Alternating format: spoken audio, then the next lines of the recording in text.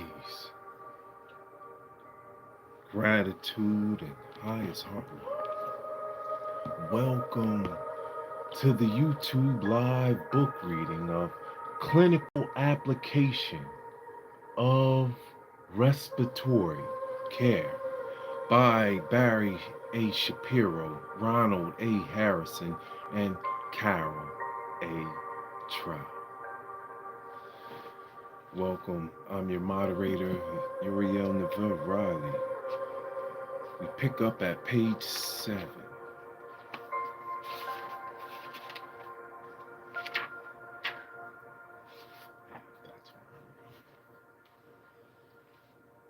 Highest heart love. Welcome, everyone. Thank you so much for being here. Peace, YouTube. Here we go. The bottom of page 7. The epiglottis. The epiglottis is a leaf-shaped elastic cartilage that attaches to the thyroid cartilage. The epiglottis is flexible and lies flat against the anterior pharyngeal wall.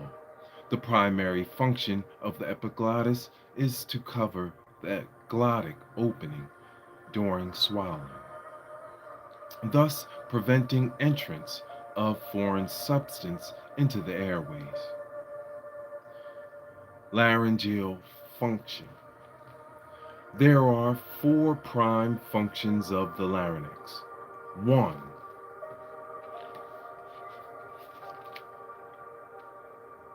To act as a gas conducting channel connecting the upper and lower airways.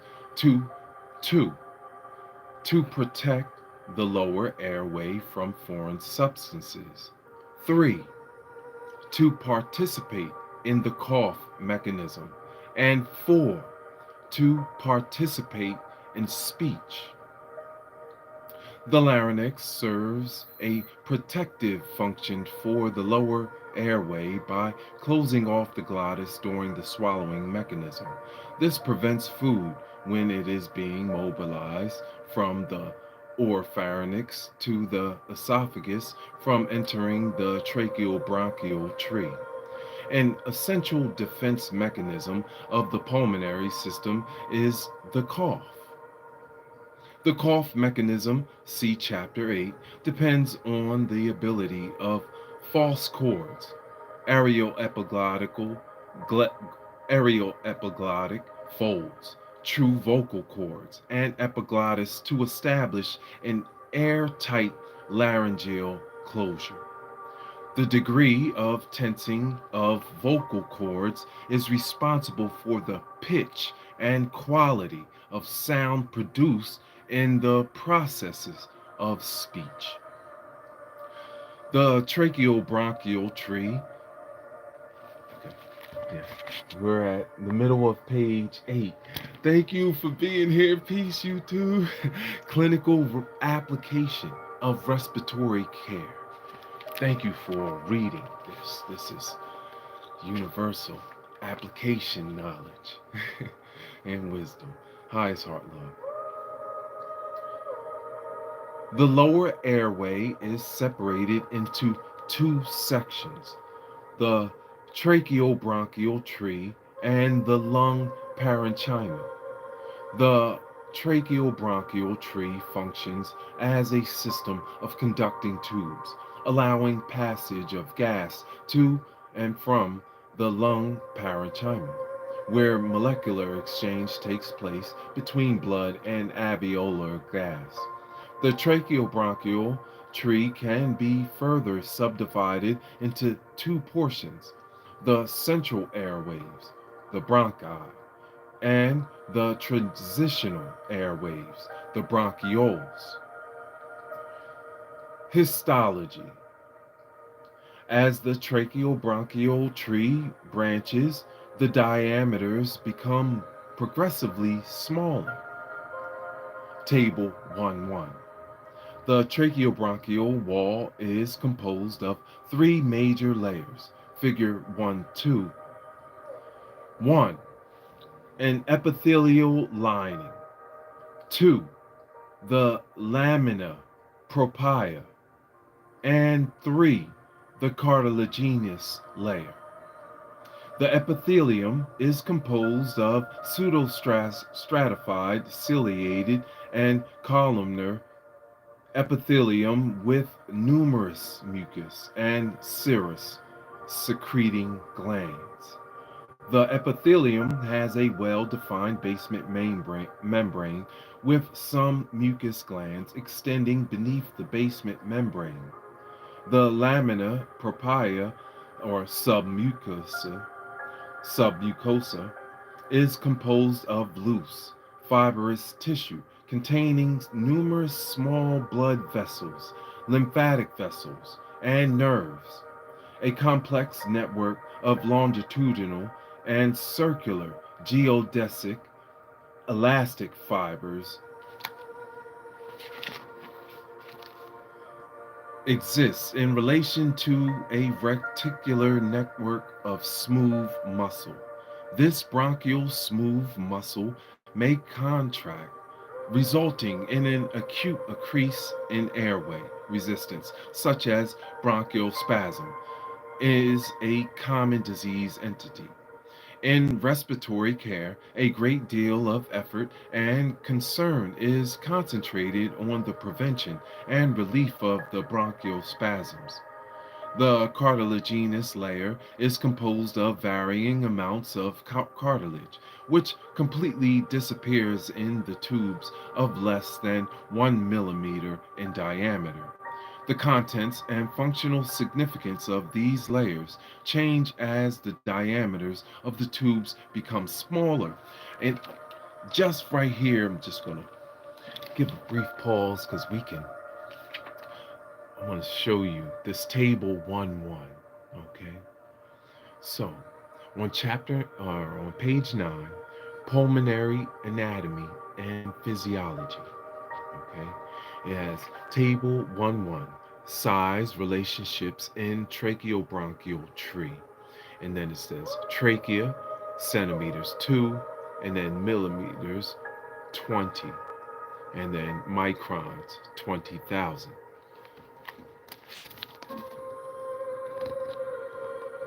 We're reading from Clinical Application of Respiratory Care by Barry A. Shapiro, Ronald A. Harrison, and Carole A. Trout.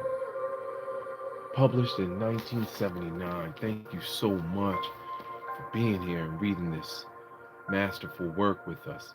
And then it shows the layers down. It says figure 1-2, model concept of 3 major layers of the tracheobronchial wall. And so you see the different layers exist. Okay? Just like our skin, right? We have 3 layers on our skin. You have the epidermis, the dermis, and the hypodermis. So it's a good way you can remember right here. It says, as I just read, model concept of the 3 major layers of the tracheobronchial wall. All right, peace. So, here we go. Continuing on. Page 10, the trachea. Thank you so much. Highest heart love. Oh, gratitude. Coco. Coco Eloshun. You can see it, can't you? Highest heart love.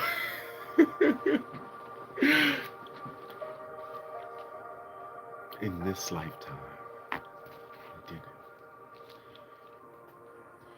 In the adult, the trachea is a tube 11 to 13 centimeters in length and 1.5 to 2.5 centimeters in diameter. It extends from the larynx to its bifurcation at the level of the second costal cartilage, fifth thoracic vertebrae. The area where the trachea branches into 2 main stem bronchi is called the carina. The trachea lies directly in front of the esophagus and is flanked by the great vessels of the neck.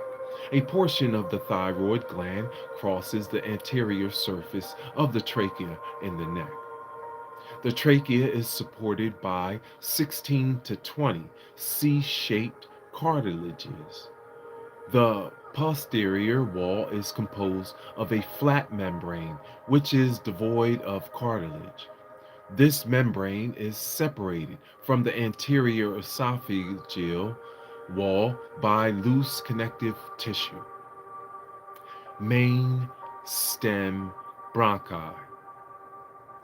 The trachea bifurcates into a right and left main stem bronchus, which are histologically similar to the trachea.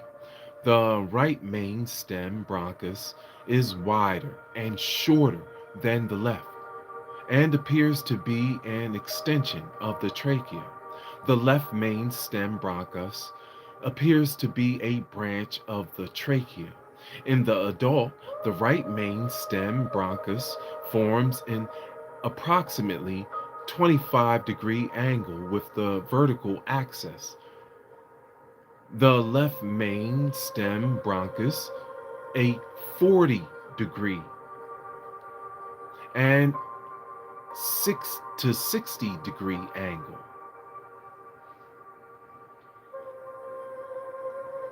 In the infant, both main stem bronchi form equal angles of approximately 55 degrees. Lumbar bronchi. I know, right? Coco. Thank you so much.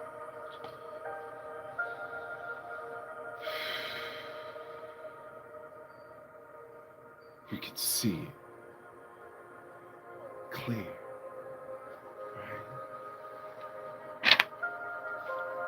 I love masterful work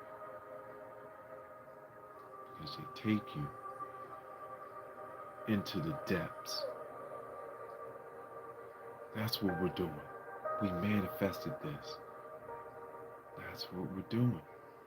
We're at the top of the mountain and we're bringing the information back down to the people and saying, here you go. This is why. This is how. This is you.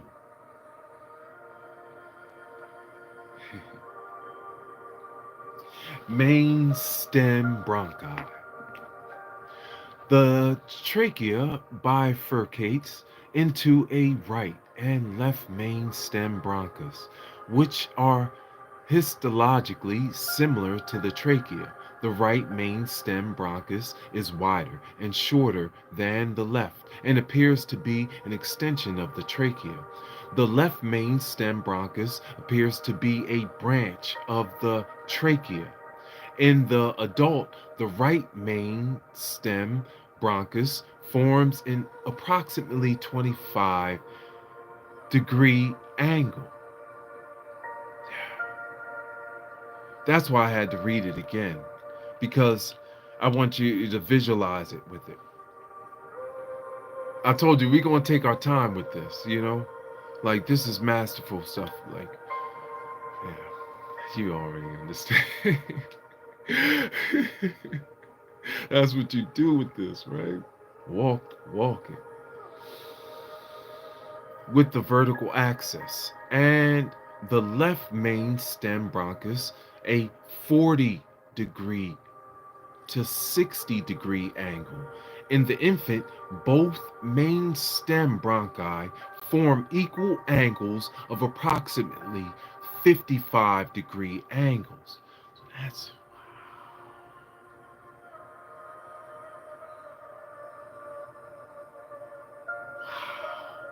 lumbar bronchi. The right main stem bronchus divides into 3 lumbar branches, named the upper, middle, and lower lobar bronchi. The left main stem bronchus divides into the upper and lower lobar bronchi. Here, the cartilages lose their horseshoe-shaped characteristic that distinguishes them in the trachea and the main stem bronchi. Although the rings are far from complete, they tend to provide circumferential rigidity to the tubes under most circumstances. Top of page 11, Pulmonary Anatomy and Physiology, Chapter 1. Segmental bronchi.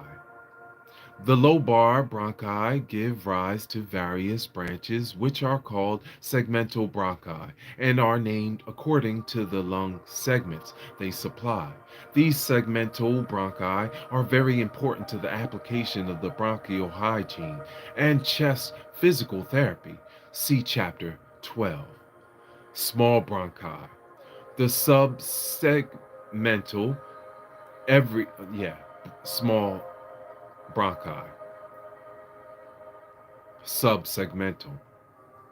Every branching in the tracheobronchial tree produces a new generation of tubes. Thus, the main stem bronchi are first generation, and the lobar bronchi are second generation, and segmental bronchi are third.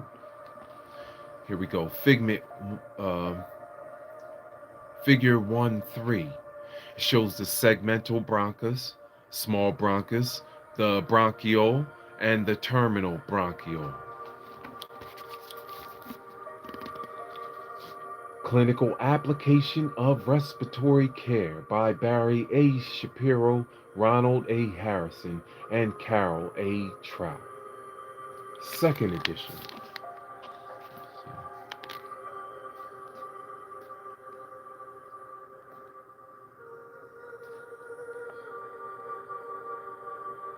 Hi, it's Heart Love. Thank you so much for being here. Breathing with you. It's deep. It's beautiful though, because we get to see the segments and how it forms together. So the terminal bronchiole is the most small segment, right? Shows relationship of tracheobronchial wall components at various levels. A. Pulmonary mucosa. B. Lamina propria, the smooth muscle component. C. Cartilage. And D. Blood vessels. E. The periobronchial connective tissue. And F. Lung parenchyma. So you can look again, because it has it. I told you we take our time. At the different levels. At the smallest, F, the parenchyma. Alright. Peace, highest heart love. Thank you so much, Lona. Highest heart love. Thank you guys for being here and reading this masterful book with us. Thank you for the likes and subs. We're pushing to 500. Thank you guys. Every time you share this, my channel, and they read the books through, I'm getting the messages of love and like, wow, you really put in the work. And so thank you. Keep sharing it. Keep showing that love. That's what we do here. That's what this is for. Bonjour, bonjour. Je t'adore. Here we go. All right. So we are speaking of small bronchi, the subsegmental. The main stem bronchi are first generation. The lobar bronchi are second generation, and the segmental bronchi are third generation. The fourth through approximately the ninth generation are referred to as the small bronchi. In these subsegmental bronchi, the diameters decrease from approximately 4 millimeters to 1 millimeter. Since the number of bronchi increases with each generation, the total cross-sectional area at the level increases with each generation. The 11th generation has approximately 7 times the cross-sectional area that exists as the level of the lobar bronchi. There we go. The math, sacred geometry. There it is. The bronchi are surrounded by periobronchial connective tissue, which contains the bronchial arteries, lymphatics, and nerves, figure 1-3, which we just looked at. This connective tissue sheath surrounds all tubes through the ninth to the 11th generation, where the diameters become 1 millimeter or less. So you can see it.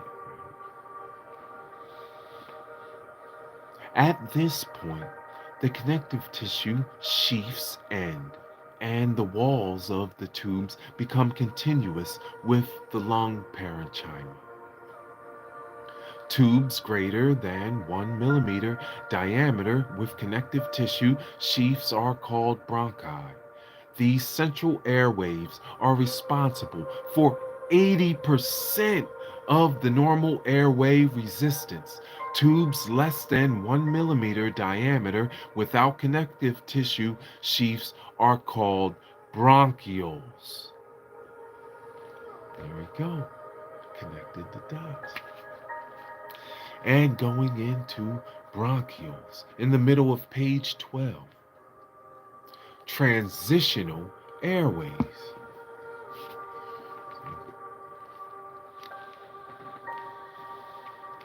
How's it sound? Good. Thank you so much. Oh, thank you. Oh, highest heart love, Jace Hilton. Peace. Thank you so much. We're reading about mastering ourselves. Thank you for being here.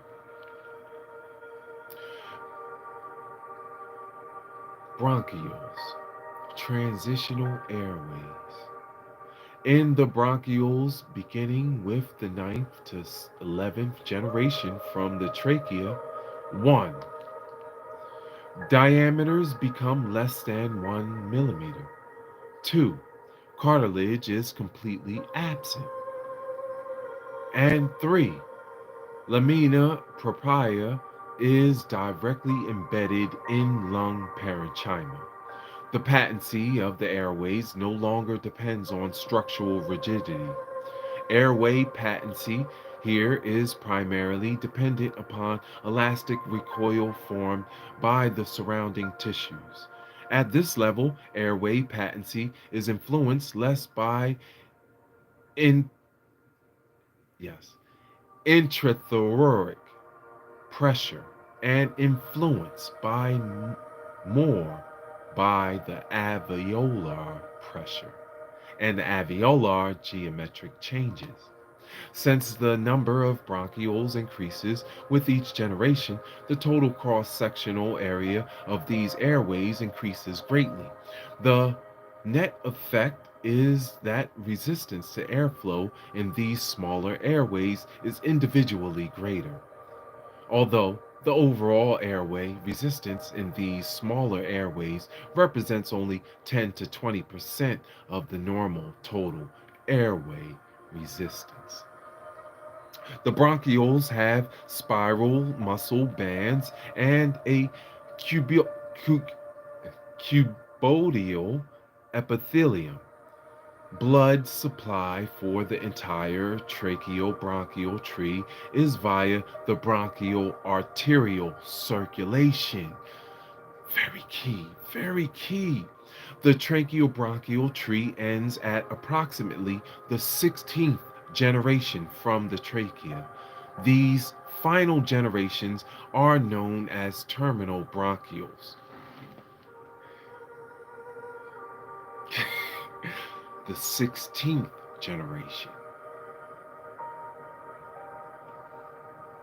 Wow. Woo!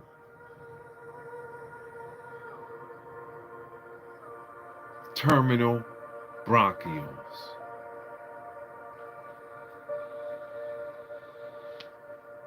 In terminal bronchioles, the average diameter is approximately 0.5 millimeters. The epithelium becomes flattened, glands and cilia disappear. Although mucus can be found at this level, its origin is uncertain. It may come from secretorial cells called Clara cells, which are found in the terminal and preterminal bronchioles. There is some evidence to support the belief that these Clara cells are responsible in part for surfactant production and not mucus production. In any case, both mucus and surfactant like substances are found at the level of the terminal bronchioles. You see this? It's at the end. Ding! Just like when we're gardening, right? We take off the dead end leaves. It's found in the terminal bronchioles. Both mucus and surfactant-like substances are found at the level of the terminal bronchioles. And we know we are so deep. Moving on, top of page 13. Lung parenchyma. I know, right? Go deep dive. The truth shall set us all free. There's certain truths when it comes to our molecular and electromagnetic structure that are just what they are. Divine, truly divine, like you, like me. Highest heart love, so beautiful. The lung parenchyma.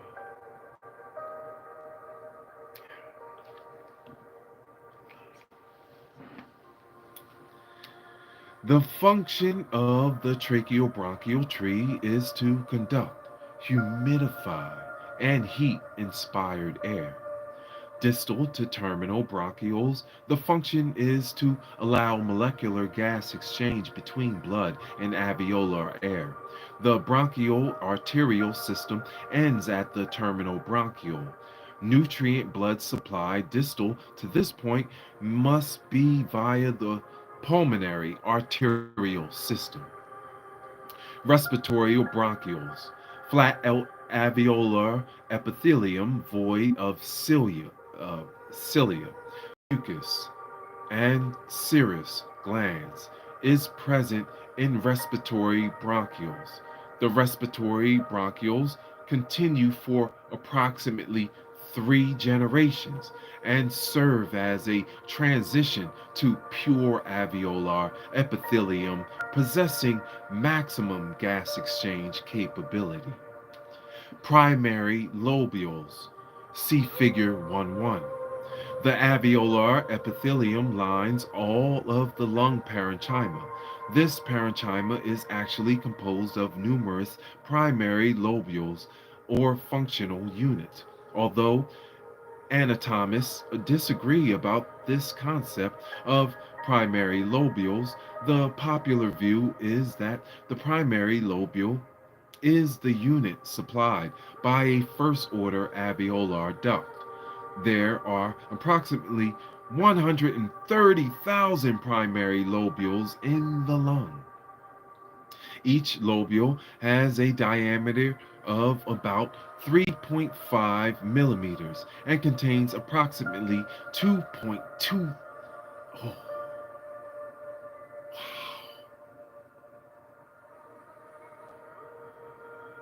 wow. Oh. Right? Sheesh. I'm going to go. Let's rewind just a sec.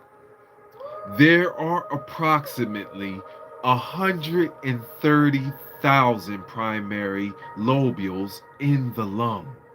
Each lobule has a diameter of about 3.5 millimeters and contains approximately 2,200 alveoli. A primary lobule is believed to be supplied by a single pulmonary arteriole. Alveolar ducts. The alveolar ducts arise from the respiratory bronchiole. The walls of the alveolar duct are composed of alveoli separated by septal walls. The septa contain smooth muscle and are believed to be capable of contracting and narrowing the lumen of the duct. About one half of the total lung alveoli arise directly from the alveolar ducts and are responsible for about 35% of the alveolar gas exchange. Page 14. Alveolar sacs. How's it sound? I know.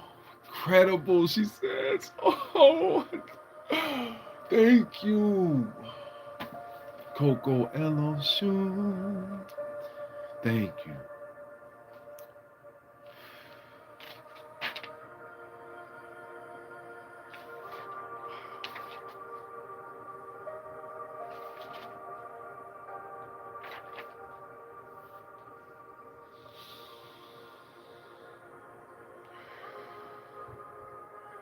Here's figure 1-4. So I'm about to read about it. I just had to, we need those breathing. Just take a breath. I know it's a lot. That's why I said I'm going to break it down because it's giving us the slow walk through the anatomy, the foundations of respiratory care. All right, so this is figure 1-4. The surfactant producing the organelles, type 2 cell, type 1 cell, the pore of Cone, and the macrophage, and the capillary with red cells.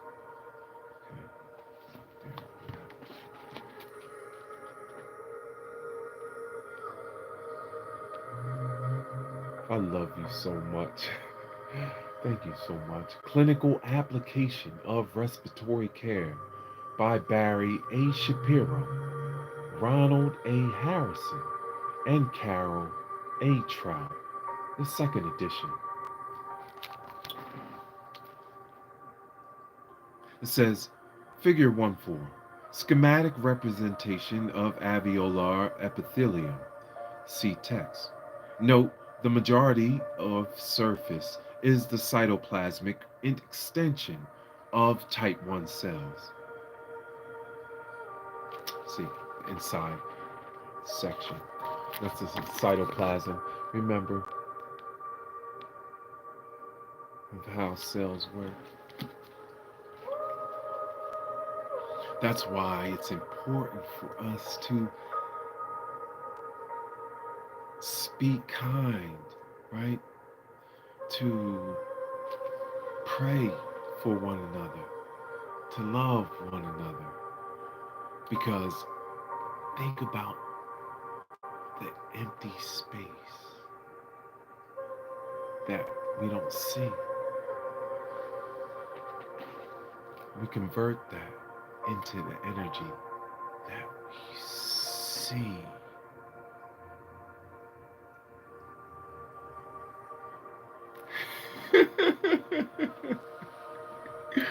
Rain love, yes, Coco. Thank you, God. All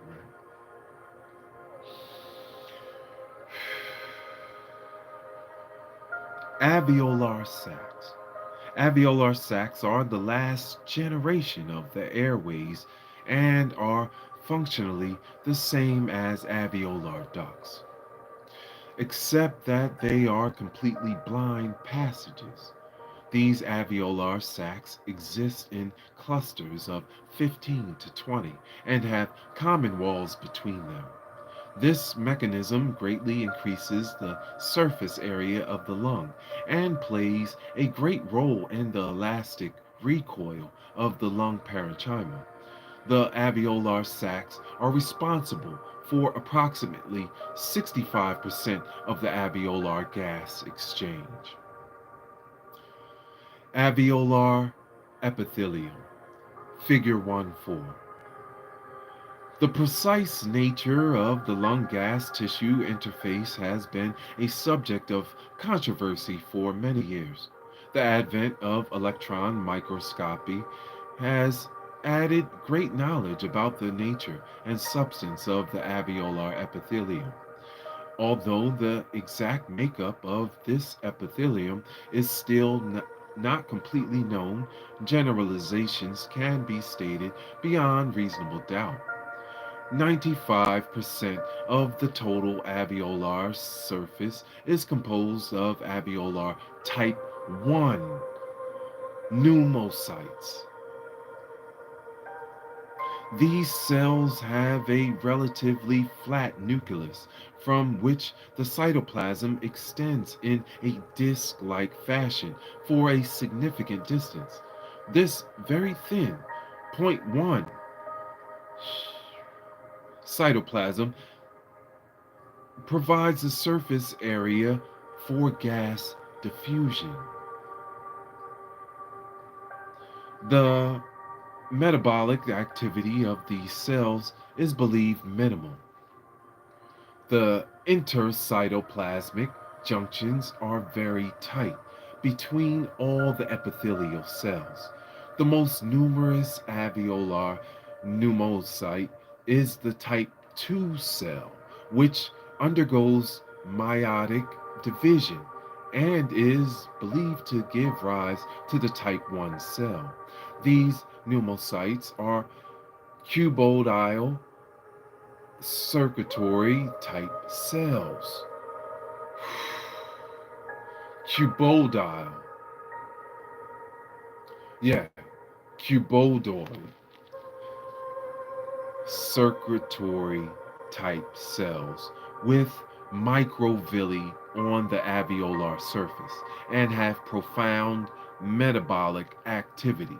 The cytoplasmic lamellary bodies are the site of production of pulmonary surfactant, whereas the microvilli are responsible for secreting the fluid lining of the alveolar epithelium. It is obvious that nuclear and cytoplasmic biochemical functions are numerous. Lung interstitium. This is deep. Oh my goodness, this is so good. We'll close out on this one because I know we let this sit in, right? Plant the seeds. Seeds don't grow yet.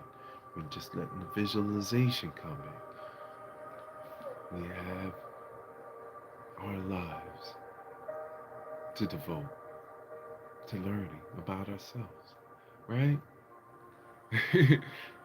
When we're in peace, we can do amazing things. That's what this channel is about. Especially doing it together,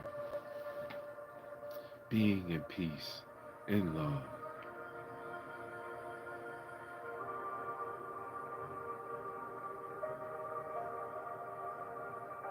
Lung interstitium. The space interposed between alveolar epithelium and capillary endothelium is composed of collagen and elastic elements, water, and electrolytes. This space is very narrow in between alveolar septa and relatively larger around alveolar ducts. Smooth muscle and nervous tissue abound in this space. Perhaps the most important element within the interstitium is the lymphatic system.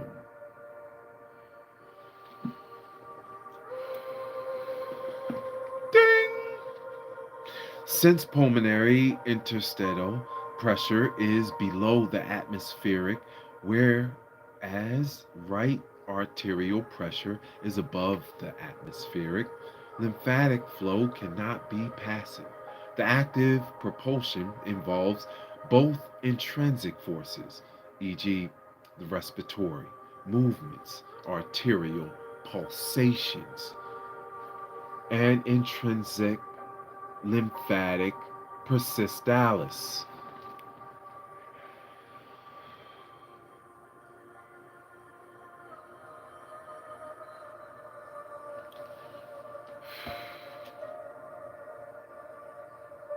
That's why we listen to the good vibrations.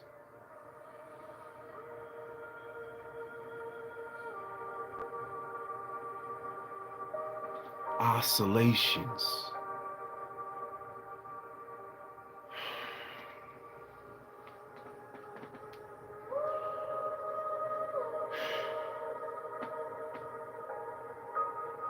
Most probably, the lymphatic smooth muscle is under the autonomic regulation mechanisms responsible for transporting fluid to the lymphatic ostia are controversial. Now we know, I'm just going to say this because I have to. I have to. The Most High doesn't allow me to not do this stuff without divine wisdom and knowledge coming through to contact the lymphatic system right here. This is what we breathe. That's right, gateway, Coco Eloshun, you know.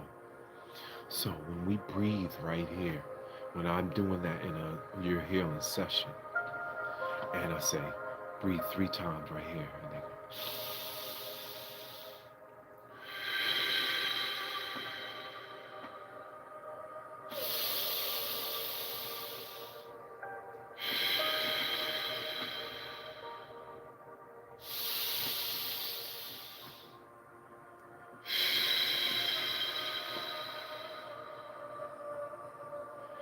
it goes deeper in each time. And that's a releasing of that lymphatic pressure, which causes a healing process. Moving the energy. Even Reiki is a part of that. Moving the energy. That's why even when we light and the smoke comes up, move the energy.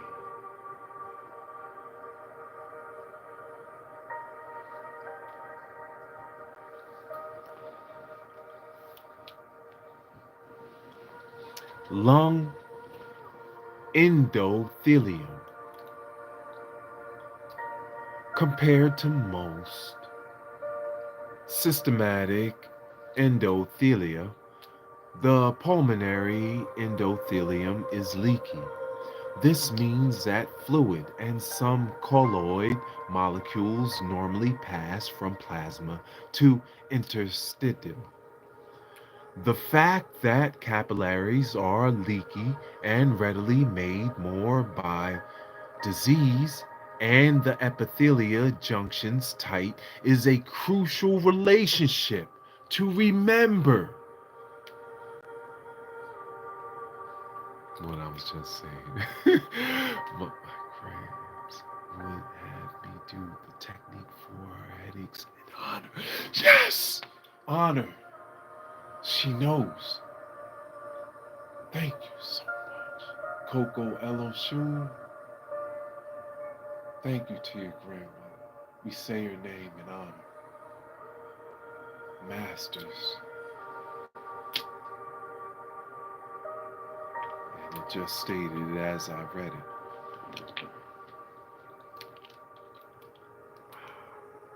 So beautiful to see real healing, to hear real healing, to put real dots together. Not speculating, not gossiping. You know, this channel is the great. Oh my goodness, and you make it that way. because you can understand the information. Speaking to soulmate.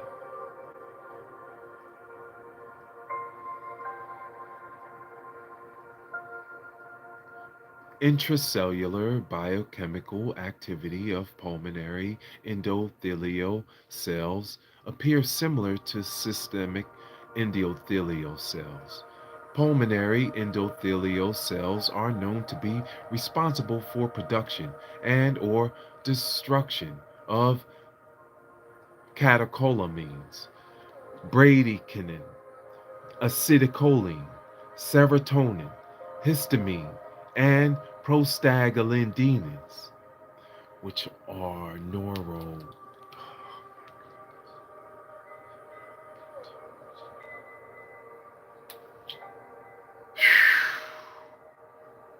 Woo! Peace, Kenzie. Hi, it's our love. We're reading a masterful book. We're almost at the end of this reading. Thank you, Kenzie. Oh my goodness, sending you love. We're reading about the respiratory care.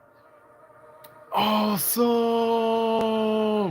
So we can use this and help and build our own practice for other people and to help others with respiratory problems.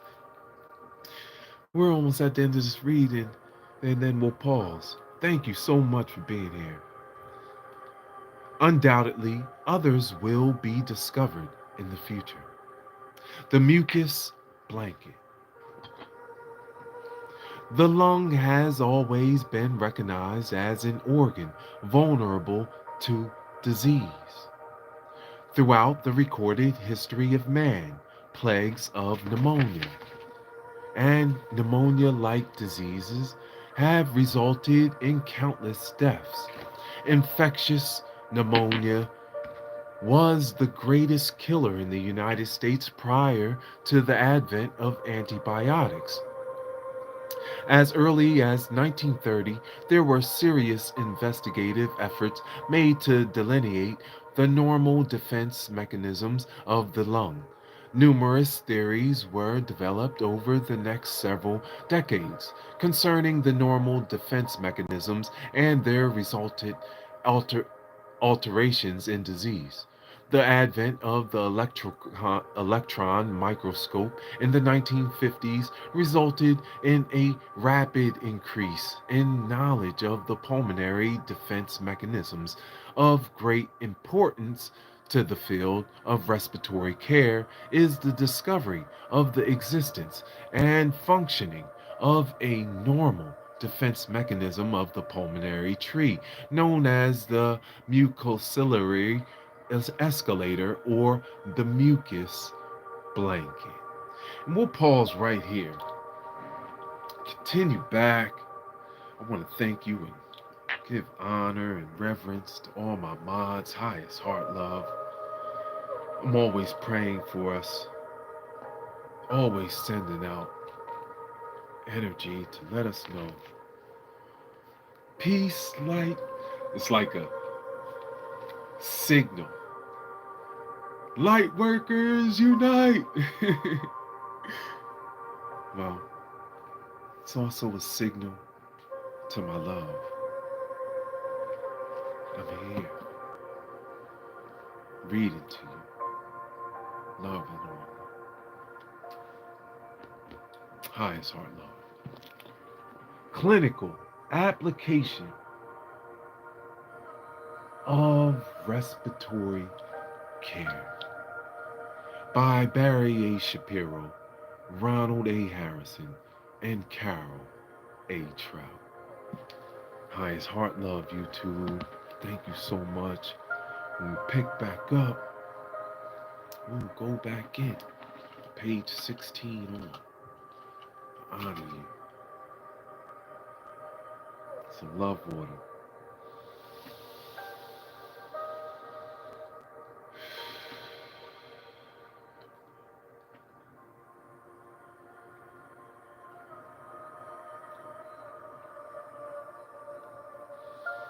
Oh, that's so good. Live from the light. Thank you so much for being there and reading books. Love to the book lovers community. How was the feed? Pretty good? Oh, man. Yeah. I just been loving this life, you know, loving that you've helped manifest this wonderful book that we can apply. We can help others out around us that we love, you know. We're coming to a point in this world where as long as we show one another love, as long as we know that we are on the same team, we can do anything. We can climb any mountain. We can build any house. We're building it together.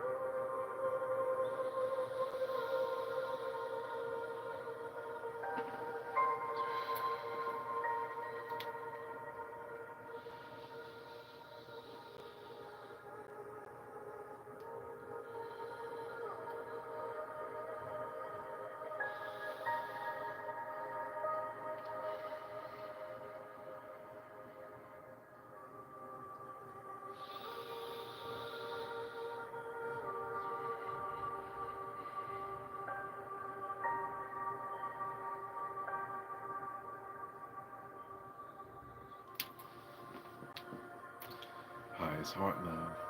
Thank you so much. Oh, great feed, great sound, incredible reading. Thank you.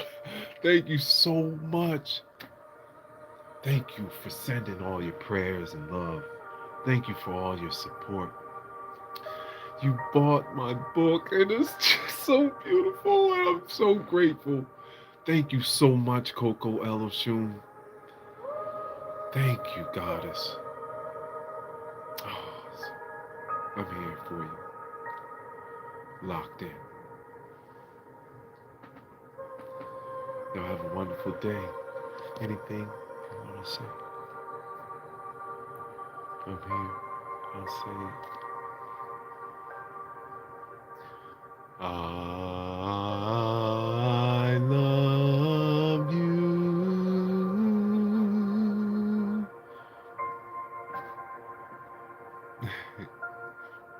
I'll talk to you soon.